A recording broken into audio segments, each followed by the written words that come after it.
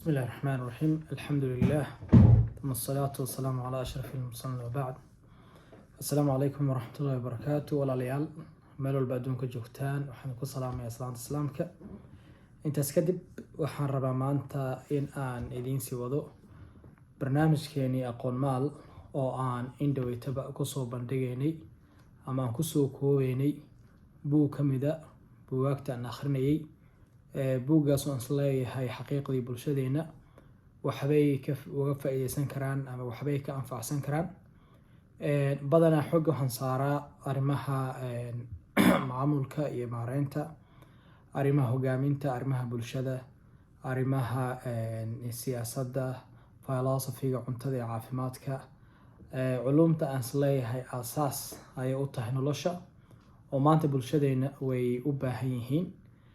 maanta buug aan rabo inaan la wadaago oo aan soo koobo waa buug xaqiiqdii aan isleeyahay qof walba oo maanta leader ah ama hogaamiye ah ama wax yar ama wax weynba bulshada u haya wax badan ayuu ka faa'iidi karaa. buuggan waa buug CEO-yada Mareykanka ay akhristaan. waa buug dhammaantiis oo dhanba lagu sameeyay cilmi baaris ka kooban. buuggani waxaa la yiraahdaa magaciisa Good to Great baa la yiraahdaa. waa best seller, New York Times best seller ayuu ka mid yahay. buugaagta loogu gadasho badan yahay ayuu ka mid yahay. 3 milyan oo copy ayaa caalamka laga iibsaday. luuqado kala duwanna waa lagu turjumay. waxaa ku qoran why some companies make the leap and others don't. kambaniyada qaar maxay u jiraan u guuleystaan oo kor u aadaan, qaarna maxay aysan saas u sameynin oo u fashilmaan. Jim Collins ayaa la yiraahdaa authorka ama qoraaga qoray buug la yiraahdo Built to Last, sidoo kale oo best seller ka mid ayuu qoray. waa 215 page buuggan. waxa uuna ka sheekeynayaa hogaaminta ayuu ka sheekeynayaa iyo qofka sida uu u dhisi karo shirkado waaweyn, nafsadiisa u dhisi karo, kadibna bulshadana uu anfici karo. waxaan isleeyahay qof walba maanta raba bulshada in uu wax ka bedelo, bulshada in uu ku sameeyo isbedel dhinac walba ah, wuu u baahan yahay buuggan inuu akhristo. insha allahu tacaala waa guda galaynaa casharada aan isleeyahay ma soo koobi karno isaga oo dhan, laakiin casharada aan isleeyahay muhiim ayay u tahay nolosheena ayaan jeclahay inaan wax yar idinkala wadaago. buuggan sidoo kale su-aalo ayaa gadaal mataqaanaa ku qoraya qoraaga iyo jawaabahooda oo ku saabsan buugga iyo sida looga faa'iideysan karo. chapter walbana marka uu dhameeyo uu soo koobayaa. chapterka koowaad casharada muhiimka waxaa weeye wuxuu kala saarayaa good iyo great, laba kelmadood. wuxuu leeyahay good is the enemy of great. good waa wax iska caadiya, wax fiican caadiya, laakiin great waa meesha ugu sareysay. wuxuu leeyahay mar walba aad rabtid great inaad noqotid, good waa inaad la dagaalantid. ma garanaysaa school mataqaanaa good schools uu leeyahay good hospitals, يعني good companies, iskuulla caadi oo fiican, mastaalo fiican oo caadiya, shirkado fiican oo caadiya. great in la yiraahdo waay. marka wuxuu kala saarayaa good. marka wuxuu sameynayaa kambaniga ama shirkadaha uu baaray daraasad wuxuu sameeyay 5 sano ah isaga iyo team badan oo isagu u sameystay. kambaniyaashaas sidee u noqdeen iyagoo good ah, sidee great u noqdeen, marka uu noo sheegayaa. mar walba iska ilaali good waa wax average ah, great inaad noqotid waay. marka cashar koowaad waa kaas, maskaxda ku hay great sida u noqon kartaa wuu ka sheekeynayaa. marka kambaniyadu uu isku barbardhigayo kambaniyada ugu waaweyn ee Mareykanka ama adduunka good to great noqday iyo kambaniyadii markaas good iska joogay oo wax weyn aan mataqaana aan sameynin.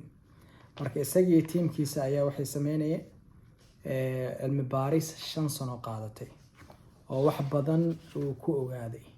marka waxaa u soo baxday dadka CEO-yada ah ama kambaniyada maamula good to great ka dhiga wuxuu ku magacaabay inay yihiin level 5 leaders. 5 level ayuu kala saaray dadka hogaamiyaasha ah.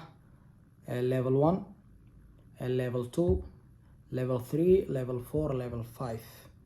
level 1 waa highly capable individual, yacni qof oo awood leh oo ma garanaysaa karti leh, laakiin kartidiisu isaguna uu ku eg tahay. level 2 waa contributing team member, qof oo dadka kale wax ku kordhiya ama mataqaana dadka la qaybsada. level 3 waa competent manager oo isna mataqaana karti leh. level 4 waa effective leader, qof oo effective wax sameyn kara ama wax mataqaana wax dhaqaajin kara. level 5 executive, marka level 5 ka ugu sareeya. level 5 executive wuxuu yiri building enduring greatness, wuxuu dhisaa greatness ama company weligii soconaya ayuu dhisaa, wuxuuna ku darsaday shakhsiyad wanaagsan, sidoo kalena wuxuu la yimid mataqaana professional will, tawaaduc iyo professional will ayuu la yimid. marka level 5 leader kelmadaas wax badan baa isticmaali doonaa, waad arki doontaan. marka calaamada koowaad ee qofka level 5 leaderka ah waxaa kow ka ah inuu la yimaado extreme personal humility, tawaaduc aad u badan inuu la yimaado. qof walba uu la fadhiisan karo, su-aal walba uu ka jawaabi karo, dadku uusan iska weynaysiin, markii loo bahnaado loo yeero. intaas kaliyana maahane, sidoo kale waa in professional will, shaqadiisa iyo go-aamadiisa oo dhan qaab professional u sameeyo, qaab mataqaana shaqo karti leh ama sida saxda ahayd uu u sameeyaa loo baahan yahay. marka calaamadaas waa calaamada koowaad. miisaanka labada dhinac waa inaad ka haysatid, tawaaducna waa inaad leedahay, sidoo kalena qof professional ah waa inaad tahay. calaamadaha kale oo qofka mataqaana grade 5 leaderka waxaa ka mid ah in aad success markaa sameynaysid, guusha shirkadda aad sameynaysid ama shaqada aad qabanaysid, mar walba aduu nafsadaada aad ka fakarin, laakiin aad ka fakarto waxaad sameynaysay sidii muddo badan u jiri lahaayeen, oo aad u sameyn lahayd system waxaan markaa ka tagtid qofkii sii wadi lahaa. oo company baad abuurtay, for example companyga waa inaad sidoo kale la abuurtid qofkii wadi lahaa adigu meesha markaa ka tagtid. marka calaamadaha level 5 leaderka ah kambaniyada good to great noqdo waxaa ka mid ah inay mar walba xooga saaraan qofkii iyaga bedeli lahaa, inay sii tababaraan.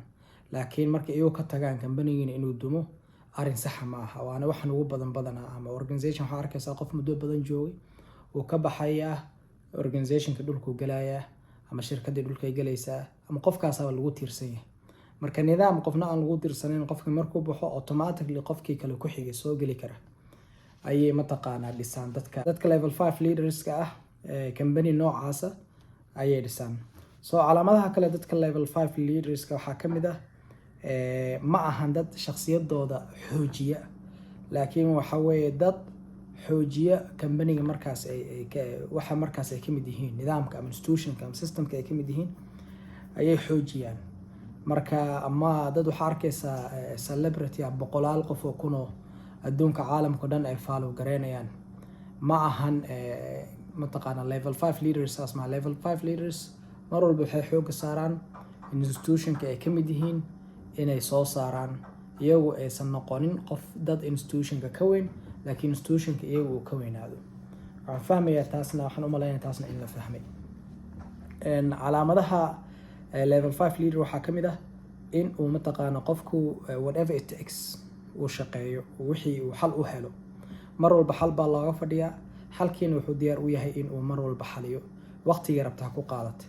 marka taasna waa calaamado kale ama mataqaana science-ka lagu garto qofka level 5 leaderka ah uu ka sheekeynayo oo kambaniyada good to great ka ah dhisay. marka waa arrin muhiim ah. masalada kale aan buugga ka qaadan karno waxaa waaye dadka level 5 leaderska ah waxay mar walba sameeyaan, markay wax xoog sameynayaan waxay mar walba xooga saaraan in ay ka hadlaan masalada waryaa who iyo what ayuu kala saarayaa.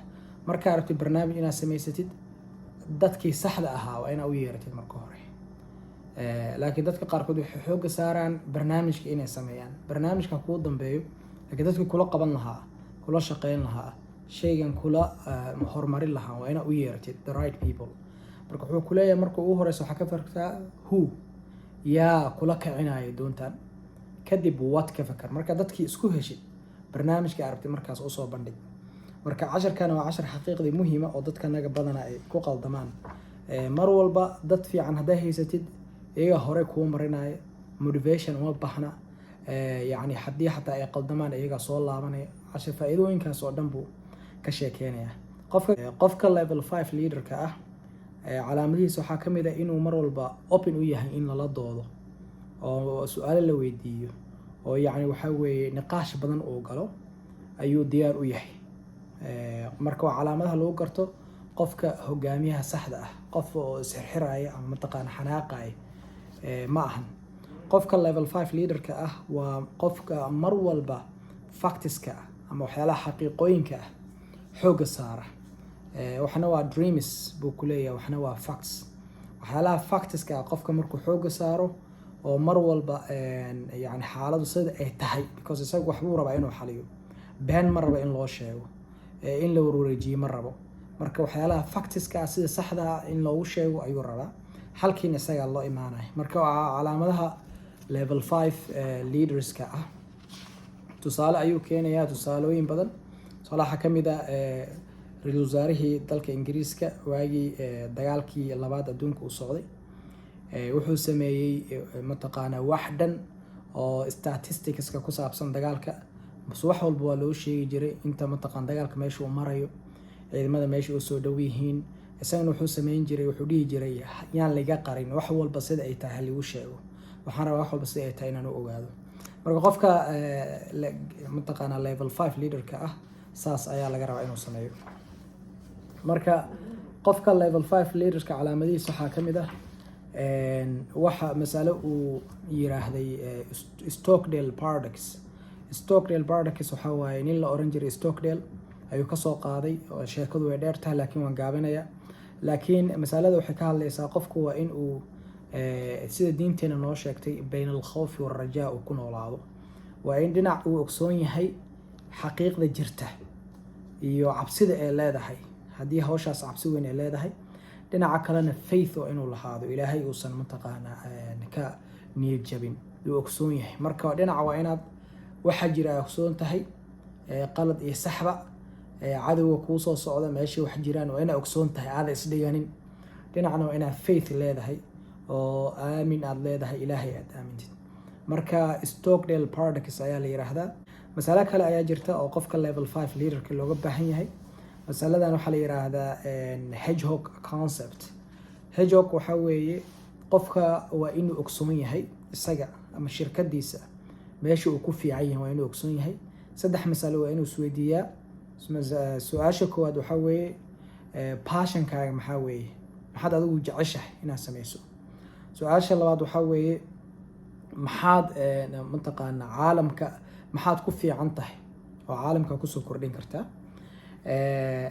yani su-aasha saddexaadna waxaa weeye dhaqaale ma ka sameyn kartaa arrinkaas.